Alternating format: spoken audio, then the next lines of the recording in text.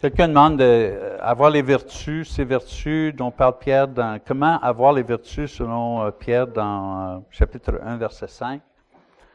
Je crois qu'on a touché à cette chose-là. Vous savez, les couples qu'on mentionnait, les 7 couples, on ajoute ça à ça, vous savez, les 7 couples. Visuellement, on les met, vous savez, comme ça. On commence là, ou on peut les mettre comme ça. Mais vraiment, c'est pas exactement, dans mon expérience, c'est pas comme ça que ça fonctionne. On pourrait les mettre dans un cercle. C'est pas, je vais à, vous savez, l'excellence morale et je vais exactement à la prochaine chose. Des fois, j'ajoute d'autres choses. Vous savez, couple numéro 5, je vais ajouter avant couple numéro 3. Comprenez-vous ce que j'essaie d'expliquer? Ça commence toujours avec la foi. Et Dieu travaille avec nous, pas toujours sur une seule chose, mais sur plusieurs choses en même temps. C'est pour ça qu'on peut, des fois, faire grandir notre foi, mais en même temps, on fait grandir aussi notre habilité de persévérer par un essai ou une difficulté qu'on a dans notre vie. C'est pas exactement une chose, OK, ça, j'ai tout ce qu'il faut avec ça, là, je vais ajouter le deuxième couple, là, OK, ça c'est bien. Ça marche pas comme ça. Ce que je vous conseille, c'est de garder cette idée-là, ce passage-là en mémoire devant vous et examiner votre vie spirituelle devant ces choses-là. Et souvent, ça nous aide à voir où que je suis faible, où que je suis fort. Des fois, pourquoi que j'ai un certain problème? Pourquoi je ne suis pas capable de surmonter une telle chose? Souvent, c'est parce qu'une de ces coupes-là, une de ces vertus-là n'a pas été cultivée assez. OK? C'est juste des stratégies spirituelles, personnelles, pour avoir une croissance qui continue dans notre vie chrétienne. All right. Un message pour l'Église d'aujourd'hui de Pierre l'apôtre, une étude textuelle thématique, l'étude de 1 et 2 Pierre. On fait 2 Pierre maintenant, leçon numéro 6. Soyez prêts. 2 Pierre chapitre 3, verset 1 à 18. Et c'est le dernier sermon de Pierre. Écoutez, il y a 3 grosses idées, 3 grandes idées en 2 Pierre dans son dernier sermon, en forme de révision. Premièrement, il faut grandir pour ne pas mourir. Si on ne grandit pas dans notre vie spirituelle, et ça, c'est, vous savez, ajouter à votre foi l'excellence morale, la connaissance, ces choses-là, là, je veux dire, ça c'est seulement une stratégie. Il y a d'autres stratégies, évidemment. Mais si, consciemment, on ne travaille pas à grandir spirituellement, autrement dit, si on n'avance pas, on recule. On ne peut pas être juste stable, il ne bouge pas. Impossible. Donc, Pierre nous dit, il faut grandir pour ne pas mourir. Deuxième grande idée. Les Écritures sont inspirées. Dieu parle à travers sa parole et on peut avoir confiance que ce qu'il dit dans sa parole va arriver, soit pour le bien, soit pour le mal. On ne peut pas juste accepter les bénédictions et les bonnes choses qui vont nous arriver. Avec la foi et l'obéissance, il faut accepter aussi les mauvaises choses qui peuvent nous arriver avec la désobéissance et le manque de foi. Les deux sont sûrs. Et troisièmement, faites attention aux faux enseignants. Écoute, je vais juste dire ce que Pierre dit dans sa deuxième épître, pas ce que Pierre a, vous savez, son enseignement au complet, là. Juste les 3 idées qu'il a présentées dans cette deuxième épître. Dieu va punir les faux docteurs, les faux enseignants, et il va punir aussi ceux qui suivent ces gens-là. Pourquoi? Quelqu'un peut-être va dire, bah, c'est pas juste, c'est pas fin, punir, ils ont été séduits. Bien, je crois la raison qu'ils vont être punis. Premièrement, c'est parce que Dieu il dit, il va le faire. Mais deuxièmement, c'est parce qu'il n'y a pas assez de preuves pour toi que Jésus est le Fils de Dieu. Il n'y a pas assez d'informations dans la parole de Dieu. Jésus n'a pas fait assez de miracles pour toi. Les apôtres n'ont pas souffert assez pour toi. On n'a pas assez d'informations. C'est quoi qui manque dans votre affaire? Pour croire plutôt que Jésus n'est pas le Fils de Dieu, pour croire que Dieu n'a pas envoyé Jésus, pour croire que Dieu, ça ne fait rien qu'on est pécheur. Ça prend beaucoup plus de foi pour croire ces choses-là que de croire ce qui est vraiment dit dans la parole. Donc faites attention. Maintenant, en chapitre 3, il donne son dernier mot d'encouragement. Ces chrétiens, eux autres, vivaient à une époque où le christianisme a commencé à persécuter les chrétiens, leurs chefs de file, leurs leaders, souvent en prison, exécutés. Il y avait aussi des faux docteurs qui entraient dans l'Église pour détruire l'Assemblée. En réponse à ces problèmes et ces dangers, Pierre dit, « Ne soyez pas découragés, soyez prêtes. Soyez prêtes. Soyez pas là, c'est difficile d'être chrétien, j'ai de la misère, puis personne n'a eu de la misère comme j'ai de la misère. » Arrête de faire ça, là, bébé, là. Et sois prête. En anglais, on dit « man up ». Man up. Ah ouais, mets tes culottes, chose. C'est au Québec qui dit ça, mais c'est le temps d'être un homme. C'est le temps d'être une femme. C'est le temps d'être un adulte dans le Christ. C'est le temps de grandir, là, d'arrêter d'être un enfant. Donc, être prêt, ça veut dire quoi? Je sais comment me préparer pour l'Assemblée, là, bon, la leçon, vous savez, l'ordinateur, les micros. Mais comment je me prépare? Premièrement, sois fidèle. Jusqu'à la fin. Vous savez, ils se faisaient moquer, eux autres, les chrétiens, parce qu'il y avait un espoir du retour de Jésus. Et Pierre leur dit de ne pas perdre leur espoir pour son retour. Verset 1-2, on va lire. « Voici déjà, bien-aimés, la seconde lettre que je vous écris. En toutes deux, je fais appel à des souvenirs pour éveiller en vous une claire intelligence, afin que vous vous souveniez des prédictions des saints prophètes et du commandement du Seigneur et Sauveur transmis par vos apôtres. » Lui-même a écrit 2 fois pour les encourager, les motiver, en leur faisant un rappel ce que les apôtres et ce que Jésus, à travers les apôtres, avait écrit, avait dit. Le commandement ici, c'est qu'il demeure fidèle. C'est ça le commandement.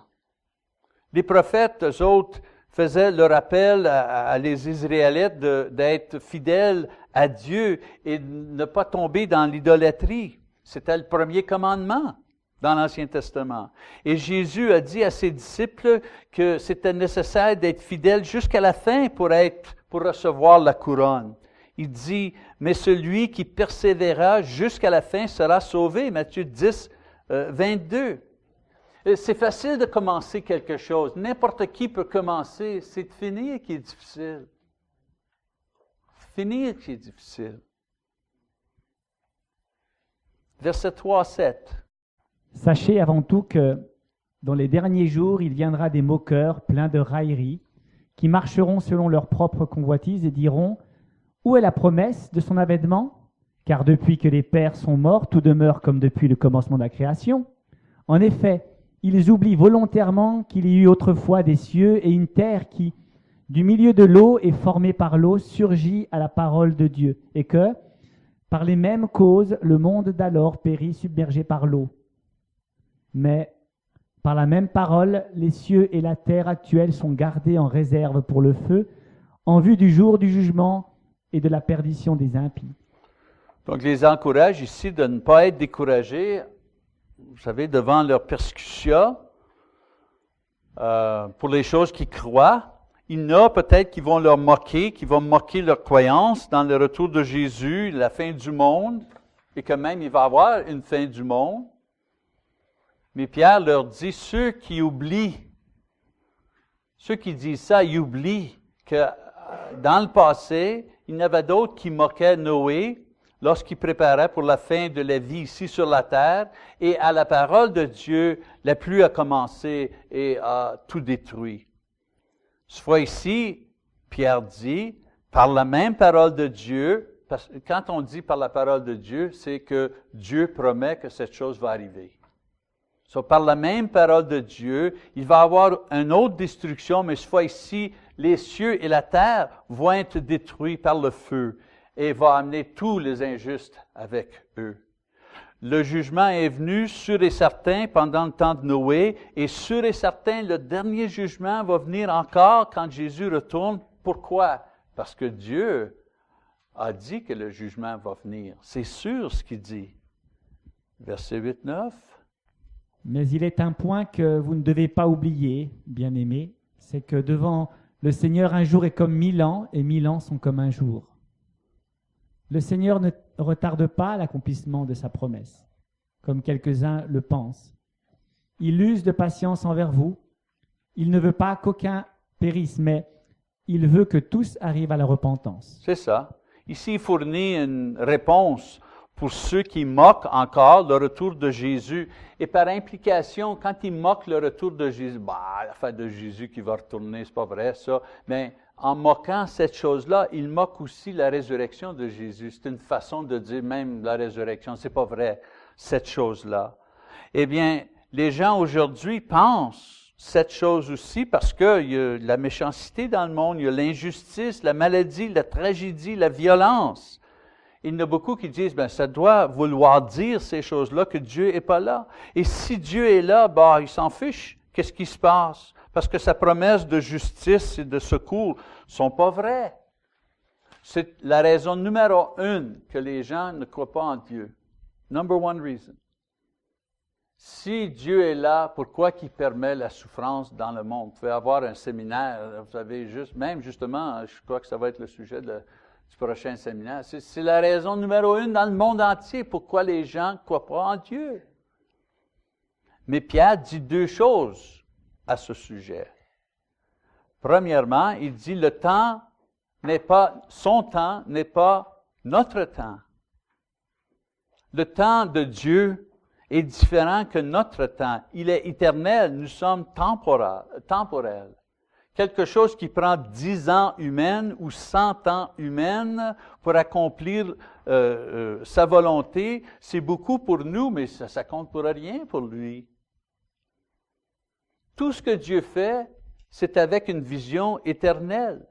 Vous savez, quand on parle des 1000 ans, c'est pas 1 an, 2 ans, 395, 899, 999, 1000 ans. C'est pas 1000 ans comme ça. 1000 ans, c'est symbolique, ça veut dire l'éternité, ça. 1 an, c'est comme l'éternité. Pourquoi? Parce que Dieu vit dans l'éternité, il vit à l'extérieur du temps. Nous, on est aujourd'hui, demain, hier, on vit comme ça. Lui, il n'y a pas hier, il y a toujours, c'est le présent toujours, parce qu'il est éternel. Donc, c'est difficile pour nous qui vivent seulement 70, 80, 90 ans de comprendre et d'imaginer tout ce qu'il fait, tout ce qu'il planifie. Beaucoup de nos rêves, nous ici les chrétiens, peut-être vont servir seulement que le futur. Peut-être la seule bonne chose qui va, vous savez, le résultat de notre temps ici aujourd'hui, on va le voir seulement que dans 70 ans. Une personne qui a une idée, une notion, qui reste fidèle jusqu'à la fin et partage avec un autre. Vous savez, on ne sait pas. Beaucoup de choses qu'on fait maintenant peuvent porter fruit seulement dans 100 ans. Dieu le sait. Nous autres, on ne sait pas. C'est pour ça que nous, on doit vivre par la foi. Et Dieu n'attend que pour un certain temps. Dieu est patient. Dieu est patient. Et que le jugement n'arrive pas trop vite, là, c'est pas qu'il est indifférent, c'est qu'il aime. Dieu est prêt à attendre des années pour la repentance, parce qu'il sait que la punition va être éternelle. Il veut que personne souffre éternellement. Je ne sais pas pour vous, mais moi, je suis content qu'il ait attendu pour moi 30 ans. Je suis content qu'il ait attendu 30 ans. Parce qu'il y en a beaucoup qui ont essayé de me dire quelque chose. Je suis content. Le temps qu'il planifiait mon salut, moi, je riais de lui. Je le moquais. Seulement qu'un insensé va tenter Dieu et le faire attendre quand il sait ce qu'il a à faire. Verset 10. Le jour du Seigneur viendra comme un voleur. En ce jour-là, les cieux passeront avec fracas, les éléments embrasés se dissoudront et la terre, avec les œuvres qu'elle renferme, sera consumée. Si l'acteur ne doit pas douter qu'avec le temps de Dieu, son temps à lui, le jugement va venir, et quand le jugement va venir, ça va être soudain, pas de chance pour repentance, et ça va être complet. Tout va être détruit. Tout va être détruit. Vous savez, il y a des doctrines qui enseignent que, avant l'arrivée, avant le jugement, on va avoir 1000 ans ici sur la terre, on va avoir le temps d'évangéliser. Ici, les Juifs, il va y avoir une guerre. Non. Non. Le jugement, là, quand on lit dans le Nouveau Testament, on lit dans différentes places, 1 et 2 Thessaloniciens, ici Pierre, Apocalypse, ce qui va arriver à la fin du monde. Et on pense, il y en a qui pensent que ça va arriver, vous savez, Jésus va apparaître, et après un certain montant de temps, les saints, les croyants vont être ressuscités, et après 1000 ans, une autre chose va arriver, et après un siècle, une autre chose va arriver. Non. Quand Jésus retourne. Ceux qui sont morts dans le Christ sont ressuscités. Ceux qui sont fidèles dans le Christ, vivants pendant que Jésus vient, sont joints ensemble pour être avec lui dans les cieux. Les méchants sont jugés et envoyés dans les ténèbres. La terre et l'univers, le ciel, tout ça est détruit. Et il y a un nouveau ciel, une nouvelle terre. Et nous, on a des corps glorifiés. Et maintenant, nous allons vivre dans un corps glorifié, les saints, avec Jésus, avec le Père, avec le Saint-Esprit. Nous formons maintenant un cercle avec Dieu dans la divinité. Et tout ça arrive dans un seul coup. Pas une chose, 1000 ans, une autre chose, 100 ans, une autre chose, 2 ans, 2 semaines, 3 jours. Non. Boom. En anglais, the twinkling of an eye. Je n'ai pas traduit the twinkling. Un clin d'œil? Un clin d'œil? Dans un clin d'œil. C'est pour ça, on n'a pas le chance de dire, oh, je pense que Jésus est venu. Oh, là, il faudrait que je me répande. Là, il faudrait que j'arrête de fumer là, aujourd'hui. Peut-être une dernière cigarette, là, je ne sais pas. J'ai 1000 ans. C'est pas comme ça que ça marche. C'est pas comme ça que ça fonctionne. Et Pierre, il dit, soyez prêts, ça va être soudain, ça va être complet. Versets 11 à 13. Puisque tout cela est en voie de dissolution, combien votre conduite et votre piété doivent être saintes. Attendez et hâtez l'avènement du jour de Dieu, où les cieux enflammés se dissoudront et où les éléments embrasés se fondront. Mais nous attendons, selon sa promesse, de nouveaux cieux et une nouvelle terre où la justice habitera. Amen. Ici, Pierre répète son exhortation originale en leur faisant penser que vu que toutes ces choses-là vont arriver, il doit être fidèle. Et leur fidélité est démontrée dans une conduite pieuse et dans un caractère chrétien. Pas comme les moqueurs, pas comme les pécheurs. Eux doivent anticiper l'arrivée de Jésus. Ici aussi, il y a une erreur. Il y a des gens qui disent qu'on peut nous affecter le retour de Jésus. Vous savez, on peut provoquer, c'est ça le mot, on peut provoquer le retour de Jésus. Non. Ce que Pierre dit, c'est qu'on doit avoir hâte, on doit anticiper cette chose-là, mais on ne peut pas provoquer. Parce que le Père sait quand ce moment-là va être. Nous, on ne le sait pas. Il y en a beaucoup qui essayent de décider, ils écrivent des livres. Ah, ça va être le 13 de mars, là, 2017. Non, on ne sait pas. Notre tâche, ce n'est pas d'essayer de deviner quand Jésus va revenir. Notre tâche, c'est d'être prêt quand il va revenir. Ça serait bien s'il retournerait ici aujourd'hui même, hein? J'aimerais ça, moi, qu'il retourne lorsque je suis la parole. J'ai déjà été prêché à une place aux États-Unis, une grande église. J'étais prêt raise money, ramasser des fonds pour ma mission à Montréal, de différentes églises pour payer mon salaire et mon fonds de travail, tout ça. C'est bien. Ils m'ont donné une chance de parler. Je parlais, je prêchais, je parlais à Montréal, je montrais c'est nécessaire, 3 millions de personnes, tatati, tatata. Et en arrière, je vois un homme tout d'un coup qui met la tête sur l'épaule de son épouse. Oups, tout d'un coup, on arrête le service. Un des anciens vient devant moi, excuse-moi Michel, je monte de la chair. Il dit, là les frères, on va prendre une petite pause de 5 minutes. Frère, frère Paul, il file pas. Là, les portes en arrière s'ouvrent, une ambulance arrive, on met frère Paul sur l'ambulance, on ferme les portes, tout le monde s'en va. Et là, le frère, il dit à moi, « OK, Michel, tu peux continuer à prêcher. » Eh bien, j'ai tout simplement dit, là, on devrait avoir nos pensées avec frère Paul, qui est malade, et j'ai fait une prière, et c'était tout, là. C'était plus le temps de demander pour de l'argent, tout ça. La chose que je ne savais pas, c'est que frère Paul, c'était le comptable pour l'Église.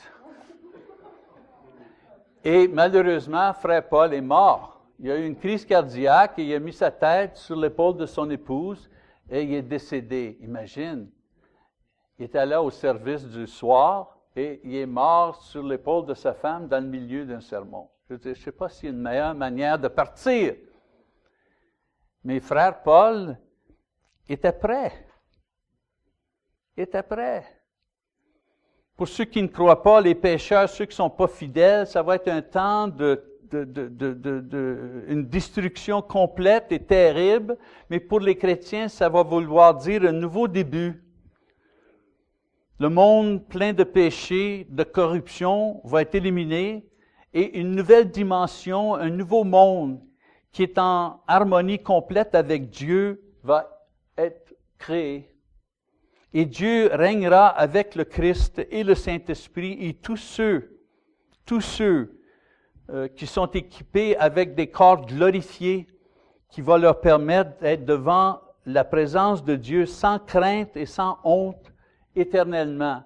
Vous savez, on est ressuscité pourquoi? Eh bien, on est ressuscité pour avoir un corps glorieux. C'est quoi un corps glorieux? Bien, un corps glorieux, c'est un corps qui peut exister dans un monde spirituel, uniquement spirituel. On a un corps de chair qui nous permet de vivre dans un monde physique. Je bois l'eau, je mange la nourriture, je respire l'air, vous savez, je marche. J'ai un corps qui me permet de vivre ici. Si j'étais sur la Lune, il faudrait que j'aie un casque et tout ça pour me permettre de vivre sur la Lune. Bien, ce que Pierre dit ici, c'est que nous allons avoir un corps glorieux qui va nous permettre de vivre, d'exister dans un monde uniquement spirituel. Et nous allons faire partie de la Trinité. Imagine. Ça, c'est la résurrection, la glorification et l'exaltation de l'Église du Christ. C'est ça, là, où qu'on s'en va, nous. Donc, Pierre dit, si ces choses sont vraies, sa première admonition, encouragement, c'est qu'il doit être prêt en étant fidèle jusqu'à la fin. Et, deuxième chose qu'il leur dit, être prêt signifie être fidèle, être prêt signifie porter du fruit. On ne peut pas être fidèle sans porter du fruit. Je veux dire, c'était l'idée qui a commencé avec et c'est l'idée qui finit avec. Et la façon d'être fidèle et de demeurer fidèle jusqu'à la fin, c'est pas juste d'attendre jusqu'à la fin, mais de grandir jusqu'à la fin. Maintenant, on lit le passage. C'est pourquoi, bien-aimés, dans cette attente, efforcez-vous d'être trouvés par lui sans tache et sans défaut dans la paix. Considérez que la patience de notre Seigneur est votre salut. C'est ça. Vu qu'on a hâte pour la fin, on doit cultiver des qualités qui vont garantir cette fin pour nous. Notez le mot « diligent » ou « faire l'effort ». Il faut travailler pour être, faut faire un effort pour être en paix avec Dieu et avec l'homme. C'est pas facile. Si j'étais ici 10 ans, certains, je vous aime, vous m'aimez, mais il y en aurait parmi vous qu'on aurait peut-être des difficultés ensemble. Parce qu'on a différents caractères, différentes opinions. Il faut faire l'effort pour maintenir la paix. C'est un effort. Pourquoi? On est pécheurs. Pour ça, on est pécheurs. Il faut faire l'effort pour vivre une vie pure. Et quand on dit pure, là, pure sexuellement, et sain, et pieux. Pourquoi? Bien, on vit dans un monde où ils vendent des autos avec des femmes nues. On vit dans un monde, en anglais, on dit hypersexual. Tu sais, je gardais un journal, aujourd'hui, j'attendais Doyle ce matin à l'hôtel, puis il y avait un journal, d'ici, les nouvelles, je regardais ça, le temps que j'attendais. Puis d'un coup, j'arrive à une page, toutes des femmes à moitié nues qui décrit leur corps, qui s'offrent. Je n'ai pas resté longtemps, je vous garantis. J'ai passé tout de suite et je me disais, qu'est-ce qui se passe? On se vend dans le journal. On vit dans une place, pas juste ici, dans un monde où que la sexualité devient le tout de tout. Donc, être prête et porter fruit, c'est porter fruit avoir une vie pure. Il faut se dire jeune homme, il faut se dire jeune femme, il faut se dire homme marié, femme mariée, il faut se dire à nous-mêmes, je fais l'effort d'être pur sexuellement. Je fais l'effort. Parce que ma tendance, c'est l'opposé. C'est d'être impur sexuellement. Donc, je fais l'effort d'être pur. Et pourquoi je fais ça? Pourquoi je me nie le plaisir de la chair, du péché? Parce que je vais être prêt quand le Seigneur va venir.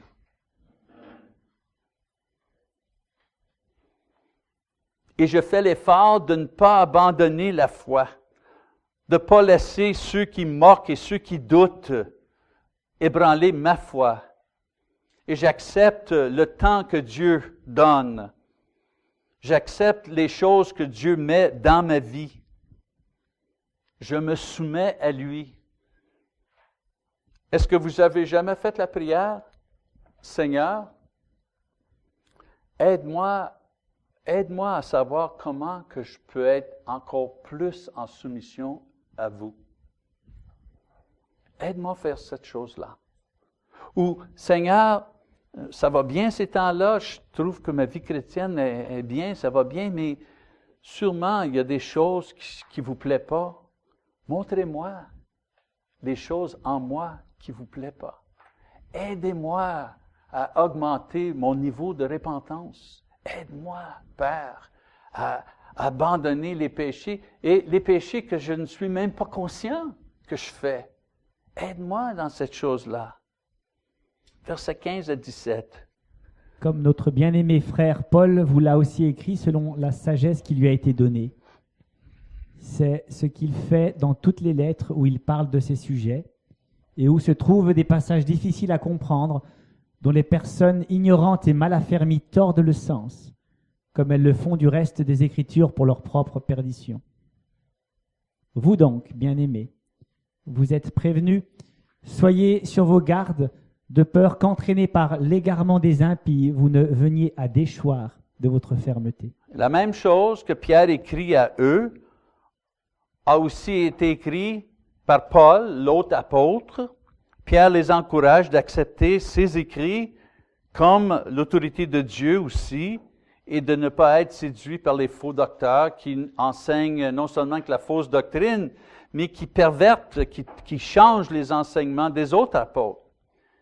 Donc, être fructueux veut dire aussi de grandir dans la sorte de connaissance qui nous permet de discerner ce qui est vrai et ce qui est faux dans la parole. Je peux entendre quelqu'un qui enseigne la parole et parce que j'ai de la connaissance personnelle, je peux dire « Ah, Amen, Amen, ça c'est vrai, Amen, Alléluia, oups! » Non, ça c'est pas vrai, ça c'est faux, ça, cette chose-là. Faut avoir cette connaissance, faut cultiver cette connaissance.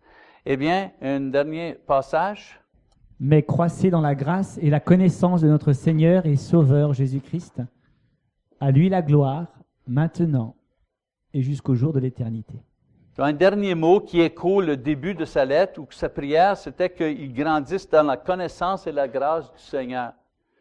Grandir dans la connaissance de Dieu et ses bénédictions, ça nous garantit une vie bien réussie comme chrétiens ici sur la terre et ça garantit notre entrée dans les cieux que Dieu a promis pour nous. Donc Pierre finit son dernier sermon à une église troublée avec un appel clair à faire face à l'opposition en étant prêt.